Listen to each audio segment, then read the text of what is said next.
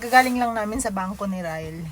Alam niyo ba guys, ang pag-open ng bank account dito sa Netherlands is napakadali. Unlike dun sa Poland, Diyos ko po Lord, ang daming cheche boreche.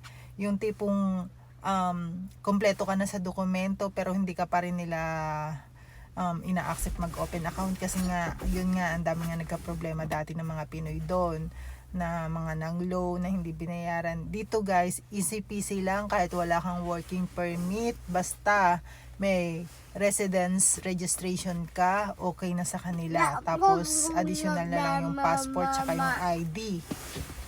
So, hindi ako nahirapan mag-open account dito.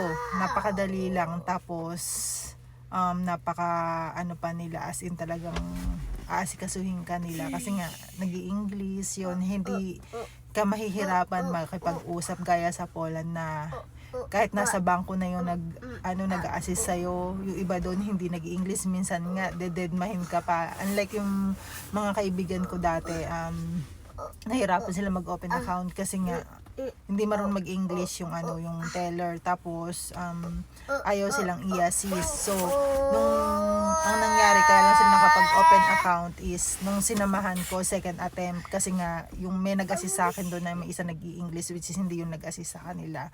So tsaka lang sila nakapag-open account. So by the way guys, dito kahit wala kang trabaho makapag-open account ka, basta importante nga lang yung residence registration. Yun lang ang halos pinaka-importante dito sa Netherlands.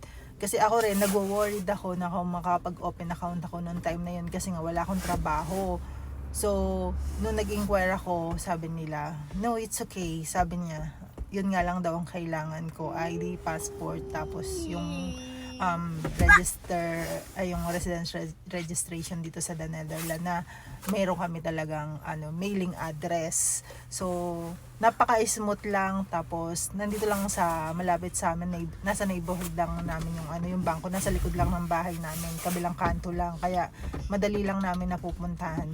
So doon na rin ako kumuha ng insurance namin para mas madali, tapos yung sasakyan ko para one time payment na lang, na lang sila sa akin, nagde-deduct na lang sila sa debit card ko, sa savings account ko. So that's it guys, napakadali lang talaga. Pero may mga bagay dito sa The Netherlands, of course, na may mahirap kang i-process kasi nga kailangan i-provide yung mga other documents. Pero yung sa pag-open ng account, yun yung napaka-smooth lang. Kaya kung kayo guys, nandito sa Netherlands at meron na kayong residence registration, mag-open account na kayo agad kasi talagang kailangan natin yan, especially yung mga pagbabayad ng tax, insurance, para mas madali sa atin, less hassle na. So yun lang guys, thank you for watching, bye!